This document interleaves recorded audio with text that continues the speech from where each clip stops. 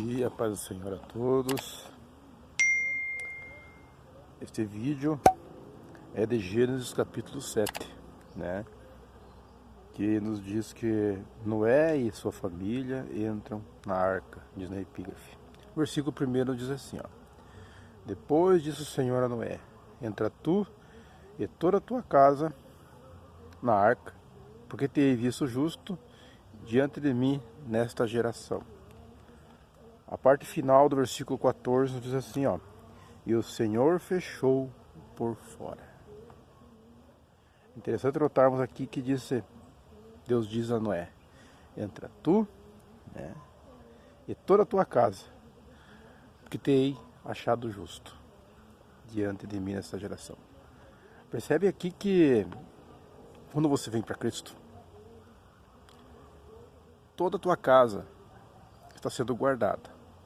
Quando você vem para Cristo, toda a tua casa está sendo protegida, porque o teu testemunho, a tua posição em Cristo faz a diferença nessa geração. Como fez naquela época, né? Noé obedeceu a Deus construindo a arca, todos sabemos disso. E até mesmo as medidas foram cumpridas. Noé foi minucioso, ele obedeceu em tudo, né? Em tudo que Deus lhe mandara. Mas o interessante é que o Senhor fechou por fora. Quando você vem para Cristo, o inimigo, ele contra-ataca, porque ele te perdeu, né? Quando o texto diz fechou por fora, é uma espécie de proteção que Deus nos dá, que é o revestimento pelo poder do Espírito Santo. Ou seja, quando ele fechou por fora a arca, ninguém sai, né? E os que estão de fora não podem entrar, porque foi fechado por Deus, né? Ou seja, Noé não poderia abrir essa arca, quem sabe parafraseando, escutando os gritos de seus amigos, né, lá fora, quem sabe batendo, agarrado em alguma coisa, batendo na arca para tentar entrar, quem sabe, né, parafraseando. E também eles não poderiam sair, teriam que ficar ali todo esse tempo. A Bíblia nos diz de 150 dias, no 24 aqui, né, que ali ficaram, na espera.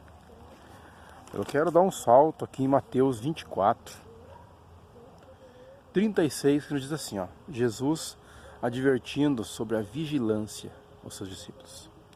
Porém naquele dia e hora ninguém sabe, nem os anjos do céu, nem o Filho, mas unicamente meu Pai.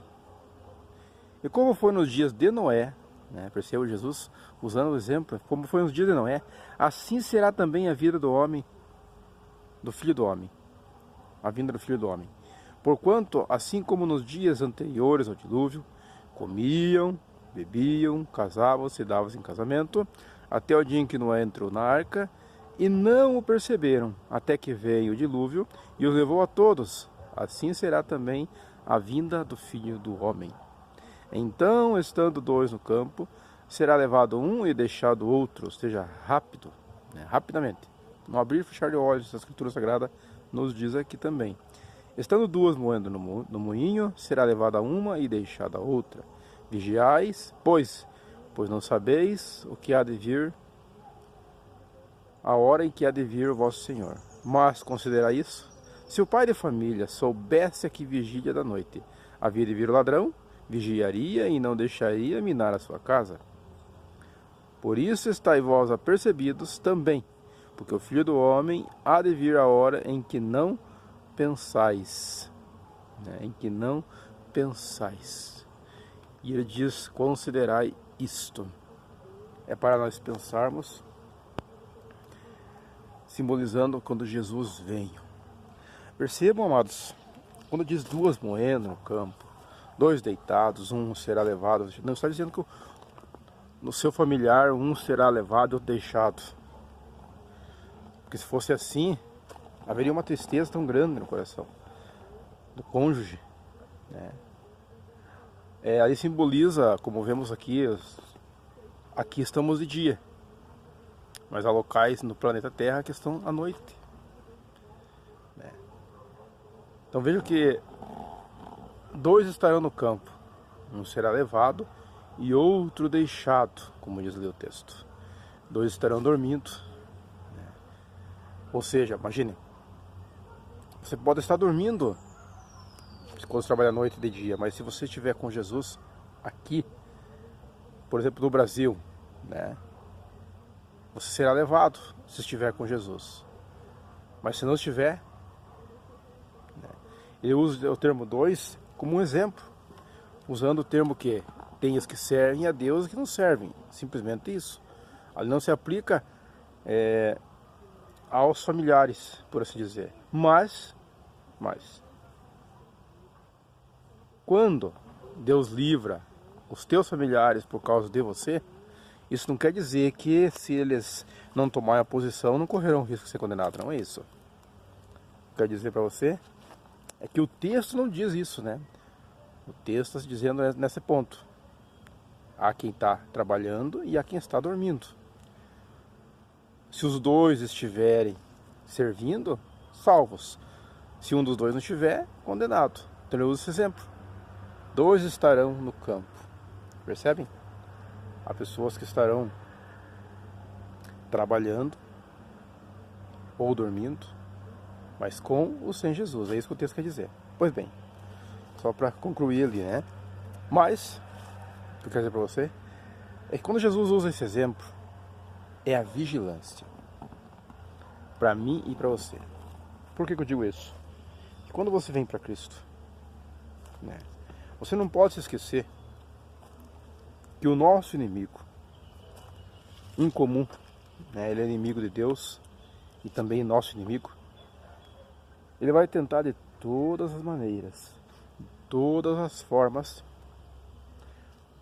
por dúvida, né, por pensamentos de derrota. Aquele pensamento diz, não adianta, estou sofrendo tanto, uma porta que não se abre, uma doença que não sara. Ei, você é salvo, ponto final. Quando você é salvo, indiferente do que aconteça, essa salvação não pode ser perdida. Uma vez salvo, sempre salvo, alguns pregadores dizem. E eu não discordo, mas quando permanecemos firmes até o final, percebe? Sempre salvo. Deus jamais vai quebrar o seu concerto com o seu povo, jamais. Uma vez que você se entrega a Jesus, uma vez, você é salvo. Simples assim. Você não tem que acrescentar mais nada, simplesmente obedecê-lo. E a obediência, ela é automática, porque você obedece, porque você é salvo, simples assim, né? Se parafrasearmos, não tem como você obedecer na marra, não, você obedece porque é salvo, ponto final. A partir do momento que você acaba querendo obedecer por ser obrigatório, não, infelizmente você poderá cair, porque o amor a Jesus, né, sobre o que ele deixou para nós aqui, um legado, né, a salvação pela sua palavra, e advertindo seus discípulos, usando o exemplo da arca, para que eles entendessem, com certeza já tinham ouvido falar, né, os relembrando para estar sempre vigiando. O texto nos diz: comiam, bebiam, davam-se em casamento. Jesus não está dizendo que você não possa se divertir, uma festa de aniversário, né, entre amigos, né, sem, logicamente, quando fala bebida, bebiam. Hoje você pode sim ter uma festa de aniversário e ter ali o seu refrigerante, né, seu refresco, tranquilamente. Pode se casar tomando cuidado com o casamento desigual, tomando o cuidado. Muitos têm casado sem vigiar, né? E infelizmente tem sim uma certa luta, por assim dizer, né? Porque um serve e outro não serve. É automático, né? O jugo desigual nesse ponto. você vai ter aí anos, 5, 10 anos de luta, né? Mas quando é os dois servindo, é bem mais fácil. É isso que quer dizer, Davos e Davos casamento, não que ele estivesse proibindo, mas naquela época, aquele povo não queria saber, né, de salvação. Então comia e dava-se em casamento, percebe? E bebiam. Então vejo que eles não estavam nem aí com nada. Aí é um perigo. Então Jesus não está proibindo você levar sua família em uma lanchonete ou uma festa de aniversário, como eu falei. Uma festa de aniversário sã, sem a bebida, né? Eu digo sã porque ninguém tem controle sobre ela, né? Não posso dizer para você que é proibido você beber, mas a bebedice é pecado, né? É aí que está a questão. Simples assim. Que Deus possa te abençoar mais e mais esse dia e escutar, vigiar, porque Jesus está às portas e muitos são chamados, né? Muitos, por não dizer todos, mas são poucos os que realmente querem ser salvos, né? Esta é a verdade. Amém? Que Deus possa abençoar você, o teu lar, a tua vida, em nome de Jesus. Pai querido, Pai amado, foi meditado sobre a tua palavra esta manhã, ao qual o Senhor nos adverte sobre vigiar, usando o exemplo da arca de Noé, ao qual o dilúvio veio e matou a todos. Noé obedeceu, mas hoje temos que estar vigiando. Jesus usa esse exemplo para que os discípulos entendessem e também nos deixa esse exemplo para que possamos ter trabalhado em favor do seu povo. Pai querido, Pai amado, derrama a tua graça na virtude do teu poder, ó Deus, abençoando essa pessoa que está assistindo, abrindo portas onde não tem, porque não há limites para o seu poder. Nós cremos dessa forma, Senhor, para que no nome de Jesus todo o mal caia por terra, para que em nome de Jesus batalhas e batalhas possam ser vencidas, mesmo que estão sendo travadas por anos, possam ser vencidas hoje em nome de Jesus. Em nome do Pai, do Filho e do Espírito Santo de Deus. Amém e amém, Jesus.